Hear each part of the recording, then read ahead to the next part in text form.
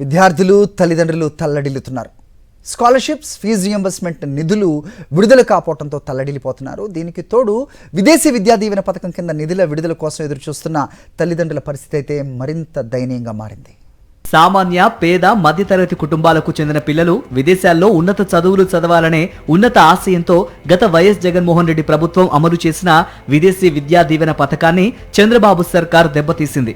ఫలితంగా విదేశాల్లో ఉన్నత చదువులు చదువుతున్న విద్యార్థుల భవిష్యత్తు అగమ్య గోచరంగా మారింది. కూటమి సర్కారు ఏర్పడి 19 నెలలు గడుస్తున్నప్పటికీ విదేశీ విద్య లబ్ధిదారులకు ఒక్క పైసా కూడా విదల్చలేదు. దాంతో ఆంధ్రప్రదేశ్ నుండి ఇతర దేశాల్లో ఉన్నత చదువులు చదువుతున్న విద్యార్థులు నానా అవస్థలు పడుతున్నారు.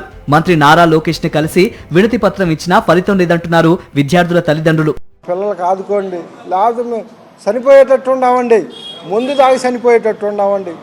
మా పిల్లలు వాళ్ళు ఫోన్ చేసి ఏడుస్తూ ఉంటే మేము ఏం చేయలేని పరిస్థితుల్లో ఉన్నామండి. ఏం చేయమంటారనే బాధలో మీ దగ్గరికి వచ్చాం, 4-5 సార్లు వచ్చాం, మమ్మల్ని ఏమీ పట్టించుకోలేదండి. కనీసం ఒక్కసారైనా మా బాధను ఆలకిచ్చి మా పిల్లల స్కాలర్షిప్ వేసేయండి బాబు. ప్రభుత్వాన్ని నమ్ముకొని మా పిల్లల్ని మేము విదేశాలకు పంపించి చదివిస్తున్నాము.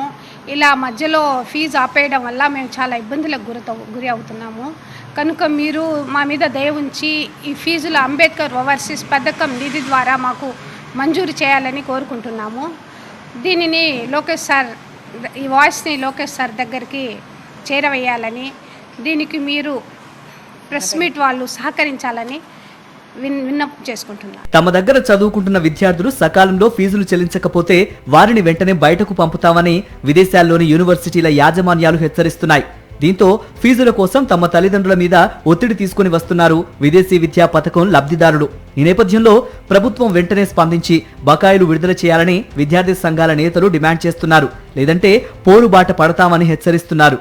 ఈరోజు ఫీజులు చెల్లించకపోవడంతో ఇతర దేశాల్లో చదువుతున్నటువంటి విద్యార్థులు లక్షల్లో ఫీజులు చెల్లించాల్సి ఉండగా కాలేజీలు అనేక ఇబ్బందులు గురిచేస్తూ ఉన్నారు. రాష్ట్రంలో ఇప్పటికే ఫీజు రీయింబర్స్మెంటు దాదాపు 7,000 కోట్లు ఇంకా పెరుగుతూనే వస్తూ ఉన్నది.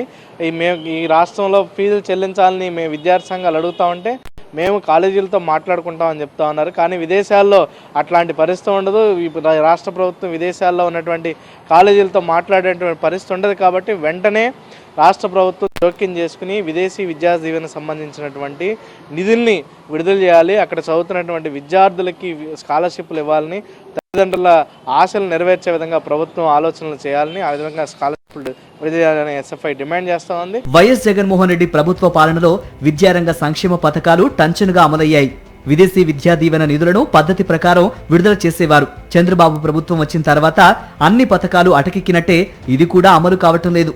ఈ నేపథ్యంలో ఎన్ని డిమాండ్లు వస్తున్నా, తల్లిదండ్రులు నానా ఇబ్బందులు పడుతున్నా చంద్రబాబు సర్కార్ స్పందించడం లేదు. కూటమి ప్రభుత్వ పెద్దలు అడ్డు అదుపు లేకుండా దుబారా చేస్తున్నారు తప్ప సంక్షేమ పథకాలను అమలు చేయడంలో మాత్రం నిర్లక్ష్యంగా ఉన్నారని ప్రతిపక్షాలతో పాటు రాజకీయ విశ్లేషకులు అభిప్రాయపడుతున్నారు.